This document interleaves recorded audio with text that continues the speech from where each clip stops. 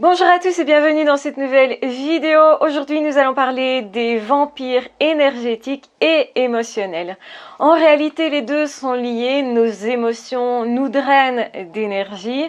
Quand on sait s'aligner, s'ancrer, qu'on est bien calme, qu'on est plutôt dans la paix, la joie et dans de bonnes émotions, ça nous donne de l'énergie et on en a en surplus avec l'envie de partager.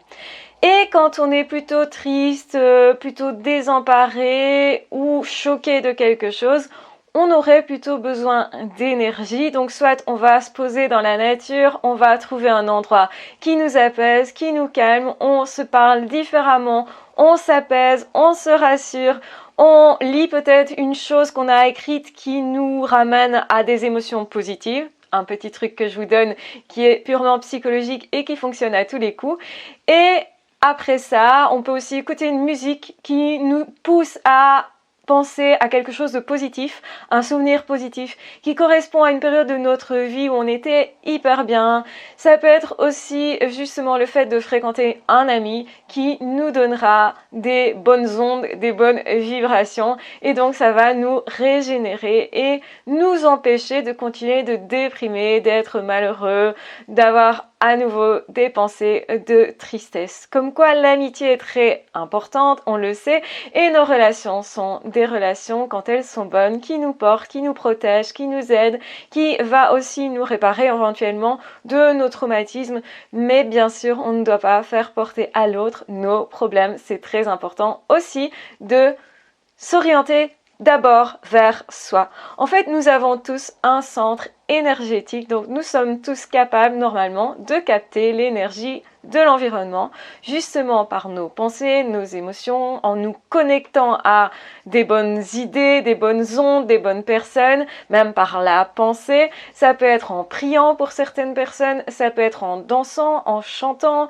en faisant quelque chose qu'on aime particulièrement, un sport qu'on aime particulièrement. On peut se régénérer de bien des façons et généralement instinctivement, on y a recours. Quand on ne va pas bien, on sait quoi faire pour aller mieux. On sait justement ce qu'il nous faut, ce qui nous apaiserait. En tout cas, on va tenter la chose. Moi, je sais que aller dans les bois, ça me plaît vraiment, ça me donne de l'énergie. Découvrir des nouveaux lieux pleins justement d'énergie va me permettre de capter cette énergie. Visiter des lieux de culte, moi c'est quelque chose qui fonctionne. Donc trouvez ce qui fonctionne pour vous. On n'est pas forcément tous sensibles de la même façon et à la même chose. Mais ça, c'est quelque chose que peu de gens peut-être encore ont gardé comme lien, comme connexion. On manque de connexion avec le divin. Entendez par là, on manque de connexion avec l'environnement énergétique positif. Et comme les êtres humains peuvent être très malheureux, peuvent être très perdus, on a plus tendance à se réfugier dans alcool, drogue, consommation, produits douteux que l'on va manger, etc., qui vont nous consoler pour un temps. Et ça peut fonctionner de manger un aliment en particulier, mais quand on fait ça en excès, tout excès est forcément néfaste sur le long terme. On peut aussi se diriger vers des personnes. Le problème de ça, c'est qu'on va en demander beaucoup aux autres, parfois trop, et quand on est vraiment malheureux, quand on a vraiment un traumatisme, quelque chose de grave à réparer, là on va demander beaucoup trop aux autres et on va les épuiser. Et on deviendra donc un vampire énergétique. Donc on peut le faire consciemment, se dire je vais aller voir telle personne parce que moi je me sens mieux après, sans tenir compte de comment cette personne se sent après mon passage, ou au contraire on peut le faire de façon spontanée sans trop réfléchir au fait qu'on est en train de lui prendre son énergie. Alors comment justement d'un point de vue on va dire spirituel, ça se voit. Les médiums vont voir les trous d'énergie, les manques d'énergie d'une personne, les manques de connexion aussi. Donc j'avais expliqué que si nos chakras du haut ne sont pas connectés à plus grand que nous, ça nous empêche en fait de capter l'énergie de l'environnement. Même on va peut-être capter uniquement l'énergie négative par des chakras plutôt bas de matière. Donc tous les chakras sont importants, c'est-à-dire qu'il faut être ancré et il faut aussi pouvoir rêver. En fait, rêver d'un autre monde va nous permettre de nous mettre en route pour créer cet autre monde. Donc les deux sont importants. Et d'être dans notre tête en train de réfléchir, aussi d'analyser, d'étudier les choses, aussi de nous apaiser, de raisonner, mais aussi de nous connecter à plus grand que nous, de lâcher prise. Tout ça est important. Il faut arriver idéalement à faire tout, et c'est un idéal bien entendu. On n'arrive pas toujours à être détendu, on n'arrive pas toujours à être dans de belles émotions constamment, mais l'important c'est d'y retourner, de s'obliger à se dire ok, aujourd'hui je suis triste, je prends du temps pour moi parce que je vais du coup comme ça essayer d'être moins triste et de moins en moins. En mettant dans ma vie des choses qui m'intéressent plus, des idées peut-être qui m'aident, des activités qui vont justement m'apaiser si c'est du stress, etc. Donc ça demande de bien se connaître, et la plupart des vampires énergétiques ne se connaissent pas suffisamment et ne prennent pas soin d'eux vraiment, ou ne savent plus comment faire. Du coup, finalement, ils s'orientent vers les autres personnes et vont leur prendre leur énergie. Et c'est vrai que quand on est heureux, on a un peu plus d'énergie. Donc, autrement dit, on a de l'énergie pour une personne qui n'irait pas bien. On a de l'énergie pour une personne qui a juste un petit peu besoin d'aller mieux.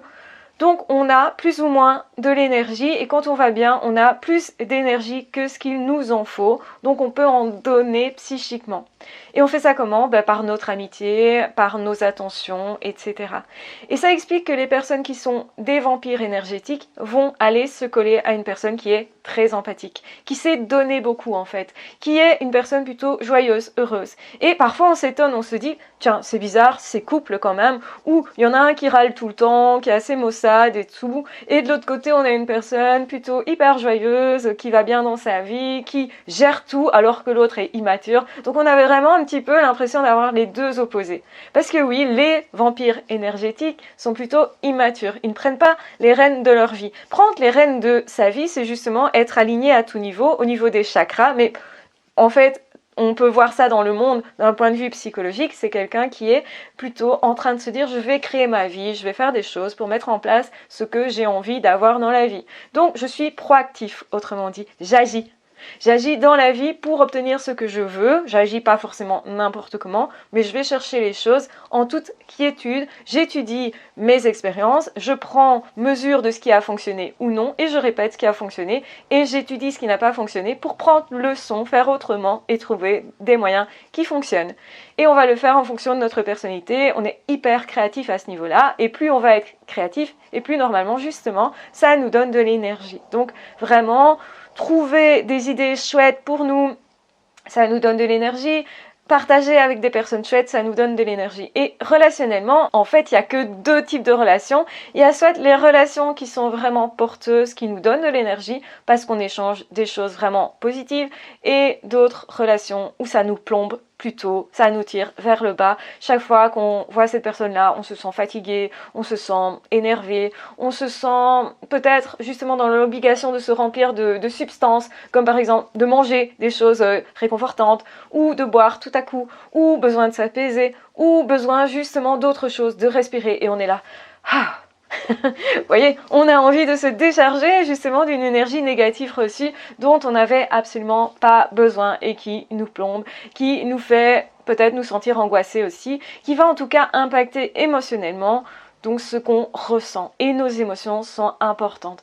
Nos émotions nous font vivre quelque chose à l'intérieur. Donc la vie, on ne la vit pas à l'extérieur, on la vit davantage à l'intérieur. Bien sûr, c'est important, comme je l'ai dit, d'avoir tous les chakras qui sont en train d'agir et d'être connectés à chacun de nos chakras, parce que quand on a envie d'implémenter, de mettre des choses dans sa vie, bien sûr que c'est important de pouvoir agir, de pouvoir utiliser la matière aussi, et de pouvoir utiliser son esprit, de pouvoir utiliser ses croyances, de pouvoir rêver à quelque chose de plus grand, de se sentir connecté de façon aussi à ne pas être obsessionnel dans ce qu'on essaye de maîtriser. Donc autrement dit, effectivement, les vampires énergétiques sont souvent des personnes qui soit essayent de maîtriser mais perdent contrôle, souvent se positionnent plutôt comme des victimes, des personnes qui ne prennent pas en charge leur vie et sont plutôt immatures, c'est-à-dire ne veulent pas prendre leurs responsabilités, vont toujours dire que c'est de votre faute, vont toujours aussi vous attiser émotionnellement et vont du coup vous prendre de l'énergie de cette manière-là. Et c'est bien...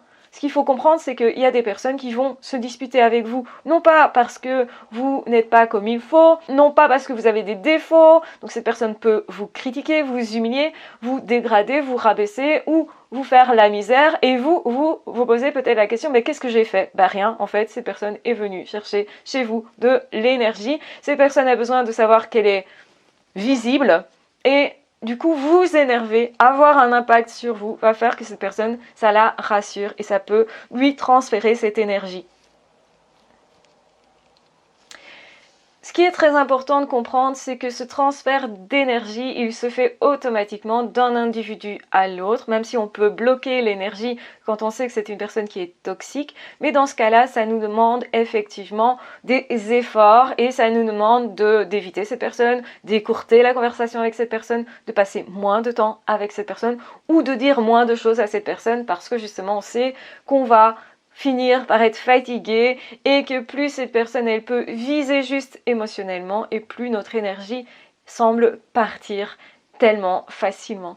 Et non, notre énergie, elle n'est pas pour tout le monde, elle est à nous, c'est un cadeau qu'on peut donner, mais encore faut-il que nous puissions choisir à qui le donner, à quel moment. Et quand on sourit à quelqu'un, on lui donne un cadeau, quand effectivement on rencontre une personne avec qui ça se passe super bien, on se sent tous les deux régénérés, remplis. Parce que on a échangé de l'énergie et on a créé quelque chose de plus à nous deux. Et c'est ce que font les couples qui fonctionnent bien. Par contre, les couples toxiques, vous allez voir un qui est épuisé, qui pourtant est celui qui a le plus d'énergie, le plus joyeux, le plus solaire, mais l'autre vient lui prendre cette énergie et l'autre sera plutôt quelqu'un de plaintif, de déprimé peut-être, et en fait va prendre l'énergie en se plaignant ou en énervant l'autre ou en faisant tout pour avoir son attention. Quand on regarde quelqu'un, qu'on lui prête attention, on lui donne déjà de l'énergie. Le problème des personnes qui sont vampires énergétiques, c'est qu'elles n'ont pas toujours conscience d'être comme ça. Et quand elles en ont conscience, elles ne savent pas forcément faire autrement. Donc ça veut dire que ce sont des personnes qui ne sont pas alignées dans leur chakra. Vous verrez certaines qui ont des mauvaises entités autour d'elles et donc les entités vont se nourrir en plus de cette énergie piquée un peu partout à tout le monde. Et comme ça, on retrouve effectivement nos chers pervers narcissiques, les relations toxiques, les troubles de personnalité sont aussi concernés par ce cas de figure. Donc, il n'est pas rare de voir effectivement des médiums dire « Tiens, cette personne, elle ne sait pas se connecter, elle ne sait pas prendre l'énergie de l'environnement. » Et quand ces personnes prennent de l'énergie, c'est parfois des énergies justement de colère, de haine, des énergies fortes, mais ingérable et vous verrez que cette personne du coup elle ne sait pas gérer ses émotions, qu'elle réfléchit peu, donc il y a vraiment le côté tout ce qui est réflexion, donc ce côté réflexion effectivement, donc le chakra supérieur, enfin vous avez celui qui est au sommet qui permet la connexion au divin, qui est celui qui nous apportera le plus d'énergie quand on arrive à se connecter. Évidemment, on n'arrive pas toujours à se connecter, on n'arrive pas toujours à être en état de prière, en état d'écoute du monde, en état de perception des autres, etc., de connexion. C'est ce qui nous permet aussi de nous connecter aux autres, au monde, etc. Ça, c'est ce qui nous amène le plus d'énergie. Mais le fait de réfléchir, déjà, ça nous amène plus d'énergie parce que ça nous détache de tout ce qui est pulsionnel. Alors, j'ai bien dit, hein, tout ce qui est par exemple pulsionnel, on va dire sexuel, etc. Tout ça, c'est important aussi parce que notre pulsion de vie, elle est là pour quelque chose aussi. Mais c'est merveilleux quand on partage l'amour et notamment tout ce qui est sexuel avec une personne, donc en couple par exemple, et qu'on arrive justement à faire circuler absolument tout parce qu'alors on se connecte sur un plan divin aussi. Et donc on se sent rattaché à plus grand que nous en faisant justement l'amour à l'autre. Donc on se connecte encore plus davantage à l'autre et donc ça donne beaucoup d'énergie aussi. Et donc le fait de se connecter vraiment au-dessus, au sommet, va nous aligner, le fait d'être bien ancré aussi au sol, donc d'avoir les deux vraiment qui fonctionnent, que l'énergie fonctionne tout le long, en gros, hein, tout le long de nos chakras, et bien ça nous permet d'être vraiment, vraiment heureux. Généralement, quand on est heureux, en fait, inconsciemment, ça circule. Et les médiums vont voir ça, hein, même si nous, on n'y croit pas, même si nous, on ne le voit pas, ces gens-là le voient. Donc c'est un fait, voilà, c'est quelque chose qui est constatable, qui est identifiable, qui est, on peut pas dire absolument objectif, mais en tout cas, les médiums voient ça, et quand vous-même vous voyez ça, vous dites ah tiens c'est étonnant, cette personne-là effectivement n'arrive pas à se connecter, elle du coup se plaint beaucoup par rapport aux autres, elle essaye d'énerver les autres, d'avoir leur attention, donc on va finalement trouver logique de voir qu'il manque les chakras supérieurs, donc le fait de penser, de parler correctement, donc d'ouvrir la communication par rapport aux autres permet aussi de pouvoir échanger l'énergie. Donc ces personnes-là n'ont pas les 3 derniers chakras, donc pas de connexion avec le divin, même s'il y a parfois une recherche de ça. Pas de connexion assez, en tout cas au niveau mentalisation, c'est quelqu'un qui n'arrive pas à réfléchir, pas à se calmer par exemple, qui réfléchit mal, qui va délirer, comme dans le cas des personnalités, des problèmes de personnalité, des troubles psychiatriques, etc. Et qui a un problème de parole, donc de communication.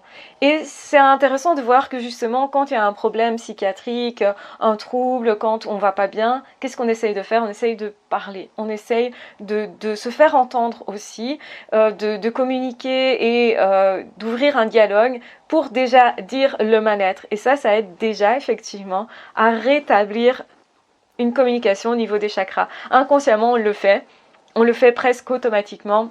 Et c'est marrant de voir que ça coïncide complètement avec les chakras, avec leur position et avec l'ouverture que on a besoin d'en faire. Donc oui, c'est vrai, quand on va pas bien, eh bien, le fait d'en parler à quelqu'un qui nous écoute, ça va déjà nous aider. Le fait ensuite de pouvoir y réfléchir beaucoup plus calmement, de voir clair dans la situation, de pouvoir du coup réfléchir avec stratégie, de pouvoir commencer à rêver. Donc là, on est vraiment là. Eh bien, là, ça va nous apaiser.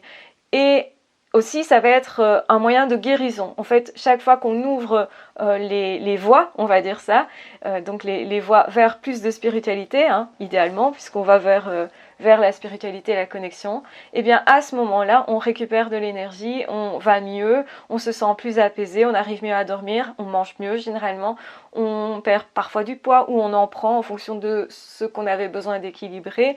Donc du coup, effectivement, on peut observer que quand on a beaucoup de vampires énergétiques autour de nous, eh bien on se sent pas bien. Comme les personnes qui sont manipulées au travail, par exemple, qui ont des personnes toxiques autour d'elles au niveau de la famille, eh bien on va voir cette personne qui, quelque part, se dégrade au niveau de sa santé, au niveau du stress. C'est quelqu'un de beaucoup plus stressé, quelqu'un qui est plus fatigué, qui a des yeux un peu plus ternes, comme ça, on va voir vraiment l'énergie se ternir. Alors que si on prend cette personne et qu'on replace cette personne dans un autre environnement, c'est ce qui arrive quand on prend un enfant qui est harcelé à l'école et qu'on le met dans une classe qui est saine, eh bien l'enfant, peu à peu, commence à se régénérer, à s'ouvrir, et plus il va s'ouvrir aux autres par le dialogue, par la pensée, la réflexion, l'échange d'idées, plus il va se permettre de rêver enfin à de nouvelles relations, à de nouveaux liens d'amour, d'amitié, etc. Et plus cette personne va se régénérer. Donc oui, c'est thérapeutique et c'est important aussi de regarder ce point de vue-là. Et vous le savez, moi je suis fascinée par tous ces êtres humains qui se relèvent. Et c'est pour ça que j'ai étudié la psychologie, particulièrement la psychologie clinique.